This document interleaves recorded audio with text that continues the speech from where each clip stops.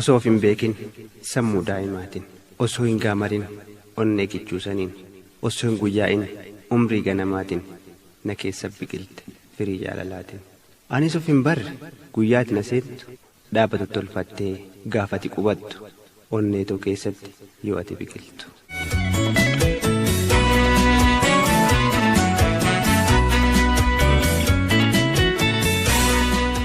Osoo ani hin argin keessi onnee kootii biqiluu natti hime firiin jaalala keetii kufuu koo natti hime keessi sammuu kootii wareeramee cabee jaalala kan keetiin.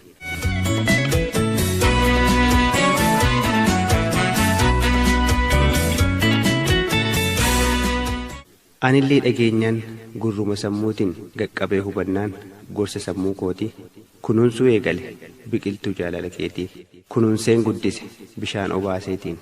Si qofatti hin dhiifne hanga warra keetii qaamatti fudhadhe jaalladhee kabajeetii.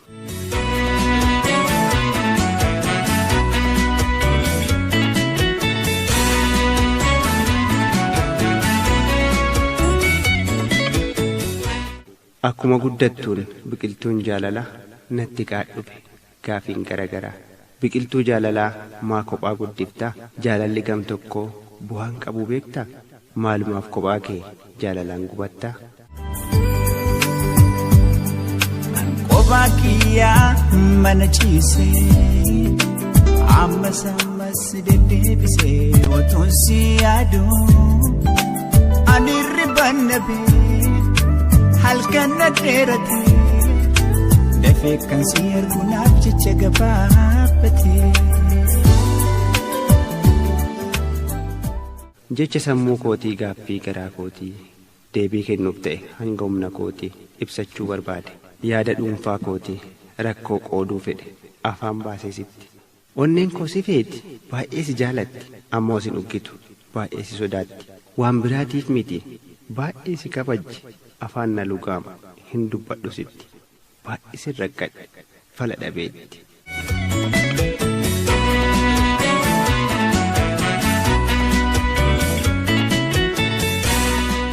Osoo si dheebodhuu siin dubbii sodaadhe keessa garaa kootii sitti murakkadhe osoma si fedhuu sirraayis fagaadhe jaalalaan rakkachaa dhukkubadhee jiraadhe. Gargaarsa kee dhabnaan biqiltuun akka goytu gogus yoo oolte firii akka dhabdu sammuun koo natti hima yoo mara yoo yaadu itti minaan jedha kan ta'e yaadu. Natti deddeebinaan gorsi sammuu kootii sitti himachuu ka'e ijaan si argeetiin dubbachuu hin dandeenye afaan baasee sitti. Isaan of dadhabnaan jijjiire kallattii rakkoo gadi roobsee himee waraqatti barbaadee si argee ni kennadhe sitti.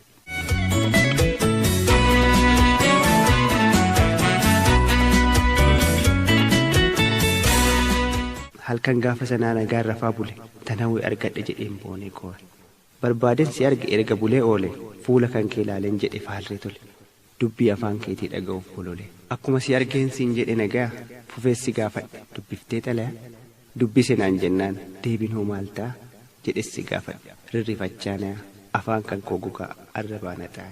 Ati ni callifte deebii naaf hin laanne osoo maan jedhin gaafas addaan deemne gaafas qofaa miti bara lakkoofsiif.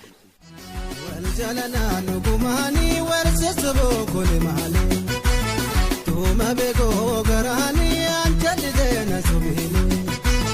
Waljalanaa nugumaanii warseessa bookole maalee tuuma beekoo garaanii anjalli deena sobeelee. Iyya bibii namni narga wayyaa jalaalee.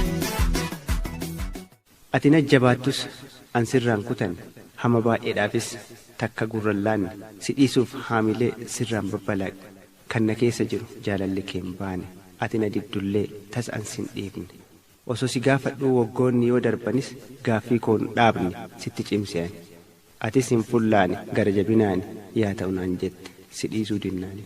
Biqiltuun jaalalaa tan onneetoo keessa jiidatiin dagaagde argattee kunuunsa kichuu yaaftellatte baasuuf abaaboosa geettee fireessitee mul'isuuf callaasa. Akka baala saafoo bukkee ganna nyaatu akka jaalalaafoo bukkeetti wal baatu akka baala saafoo bukkee ganna nyaatu. akka jaalalaafoo bukeetti wal baatu.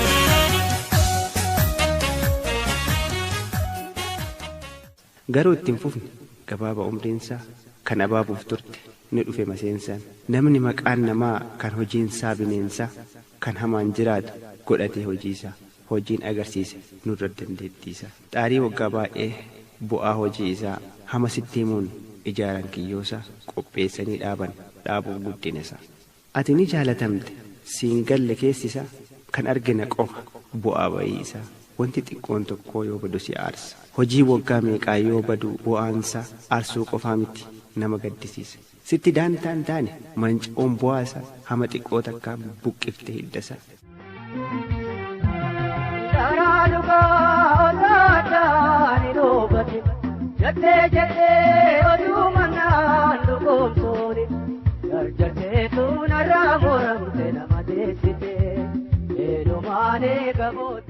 Waan xiqqoo dhageette guddaa balleessite. Jaalala ijoollummaa teenyama seensite. Biqiltuu jaalalaa nu jalaa goysite. Onnee sii banamte qilleensa dhoofsifte. Akkam fayyinetti daran madeessite.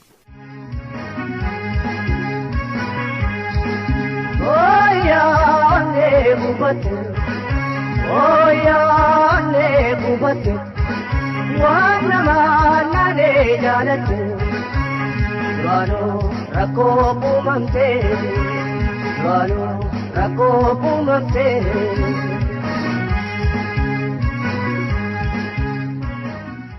Osoo dhugaan ta'ee jijjiiramuun kan kee osoo sitti gafee an ofitti beeke silaa sittiin aaru garaan koo si qeeqee.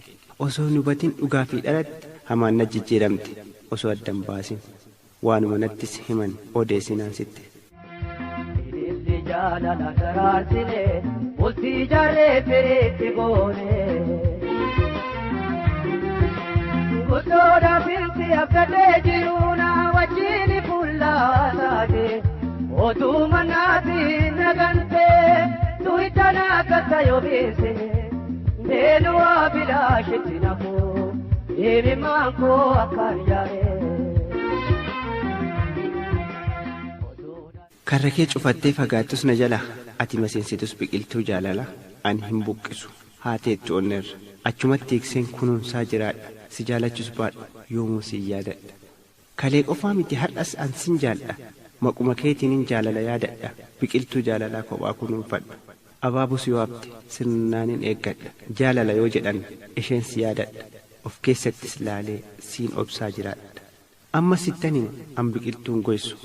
Amma umrii kootii na waliin yaateessu anuma wajjiin hanga boolla seentu lubbuun hanga jiru isheen hin buqqaatu.